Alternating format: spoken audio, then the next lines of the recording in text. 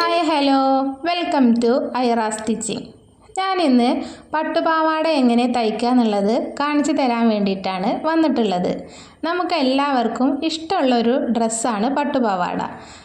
അപ്പോൾ നമുക്ക് പട്ടുപാവാട എങ്ങനെ തയ്ക്കാമെന്ന് നോക്കാം. അതിനു വേണ്ടി ഞാൻ പട്ടുപാവാടയുടെ തന്നെ ക്ലോത്താണ് എടുത്തിട്ടുള്ളത്. നമുക്കിത് സാരിയിലും തയ്ച്ചെടുക്കാം കേട്ടോ.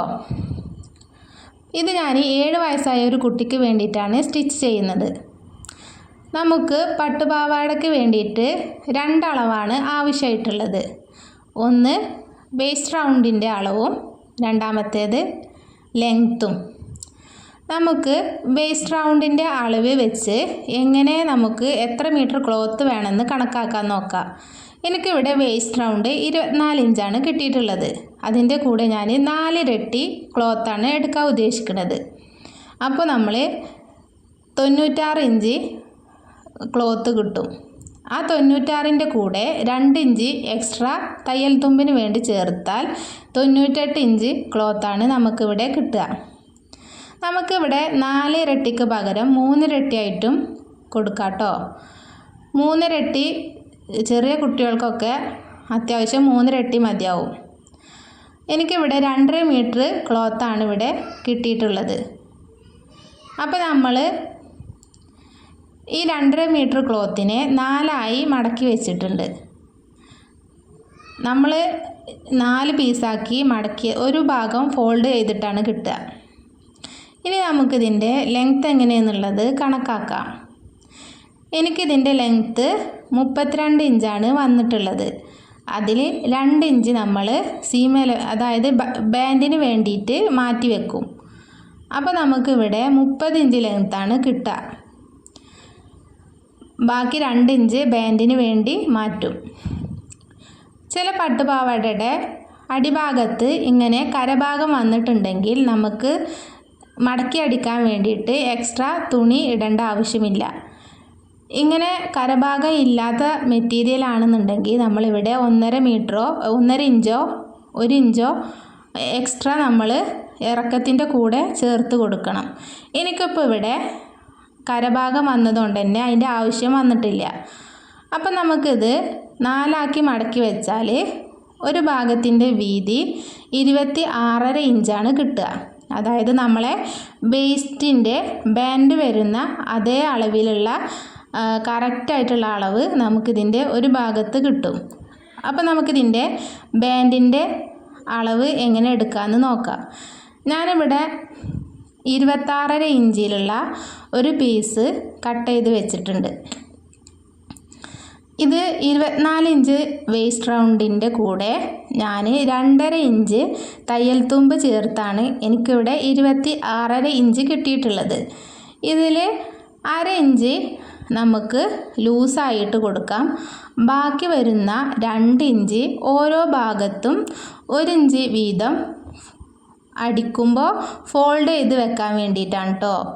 2 ഭാഗത്തും ഓരോ ഇഞ്ച് മടക്കി തയ്ച്ചാൽ ബാക്കി വരുന്നത് 24 ഇഞ്ച് നമ്മളുടെ വേസ്റ്റ് റൗണ്ട് കറക്റ്റാവും.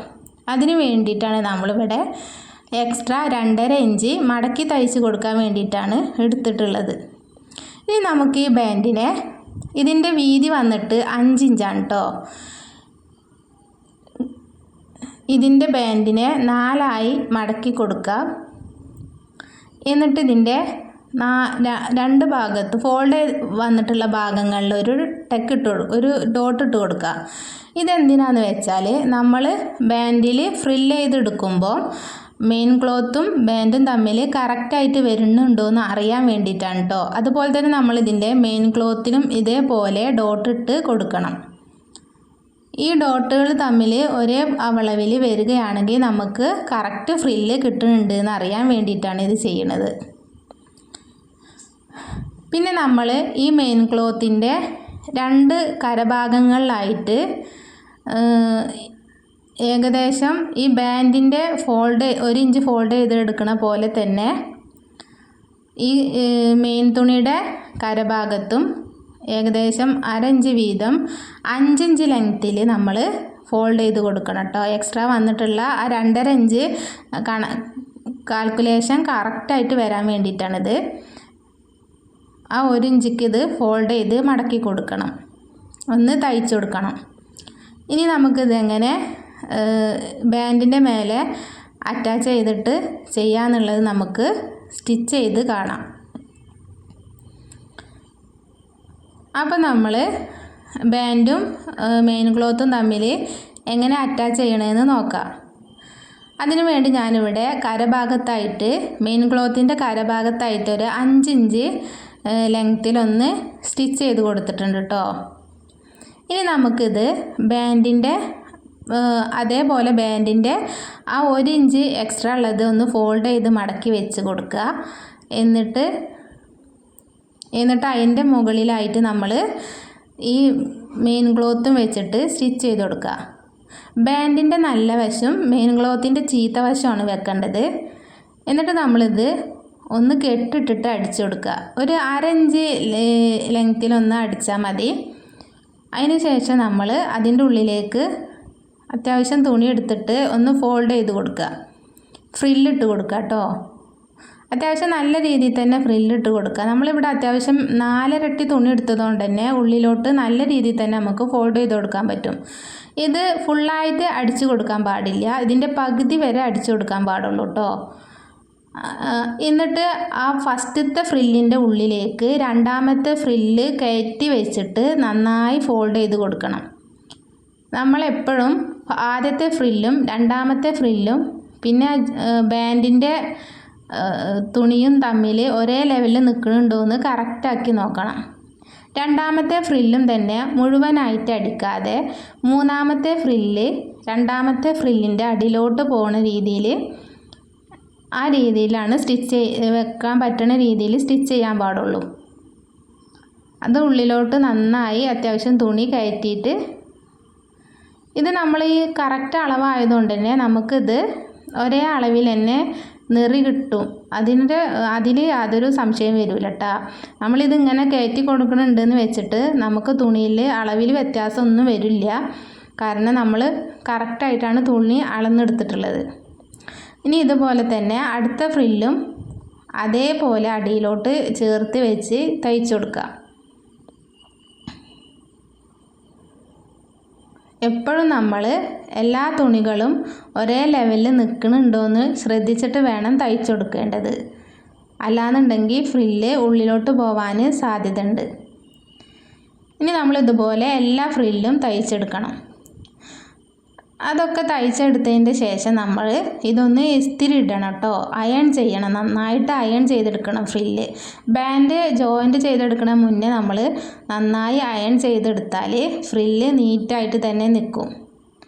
അല്ലാന്നുണ്ടെങ്കിൽ നമുക്ക് ആ ഫ്രില്ല് അയൺ ചെയ്തെടുക്കുമ്പോൾ കറക്റ്റായിട്ട് വരാൻ കഴിയില്ല. അപ്പോൾ നമ്മൾ നല്ല രീതിയിൽ തന്നെ നല്ല നീറ്റായി വൃത്തിയായിട്ട് ഓരോ ഫ്രില്ലും ഉള്ളിലോട്ടും താഴോട്ടുമായിട്ട് കറക്റ്റായിട്ട് അയൺ ചെയ്തെടുക്കുക. അപ്പോൾ നമ്മളിവിടെ അയൺ ചെയ്തെടുത്തിട്ടുണ്ട് കേട്ടോ.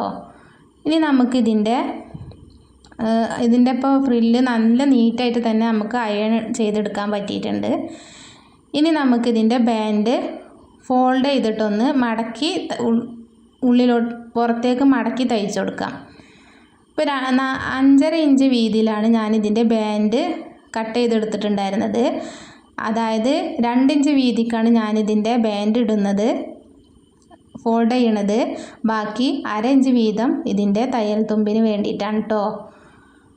അങ്ങനെ നമുക്ക് നല്ല രീതിയിൽ തന്നെ ഇത് ബാൻഡ് അറ്റാച്ച് ചെയ്തെടുത്തിട്ടുണ്ട്. ഇനി നമ്മളിതിൻ്റെ 2 വശവും ഒന്ന് ചേർത്ത് തയ്ച്ച് കൊടുക്കുക. ഈ ഭാഗം 2 വശം ചേർത്ത് തയ്ച്ച് കൊടുക്കുക കേട്ടോ. ഇതൊരു പിന്നണ തുണിയാണ്. അപ്പോൾ നമ്മളിത് ചേർത്ത് തയ്ച്ച് കൊടുത്തിട്ടുണ്ട്. ഇനി 2 ഭാഗത്തായിട്ട് നമുക്കിതിന്മേൽ ഒരു ഹുക്ക് അറ്റാച്ച് ചെയ്ത് കൊടുക്കാം. ഇതിൻ്റെ വലതുവശത്തും ഇടതുവശത്തായിട്ട് ഒരു ഹുക്സ് അറ്റാച്ച് ചെയ്ത് കൊടുക്കുക. അപ്പോൾ ഇതാണ് നമ്മുടെ പട്ടുപാവാട. നല്ല നീറ്റായിട്ട് തന്നെ നമുക്ക് പട്ടുപാവാട തയ്ച്ചെടുക്കാൻ പറ്റിയിട്ടുണ്ട്. അപ്പോൾ ഈ വീഡിയോ ഇഷ്ടമായ എല്ലാവരും ലൈക്കും ഷെയറും കമൻറ്റും ചെയ്യണേ.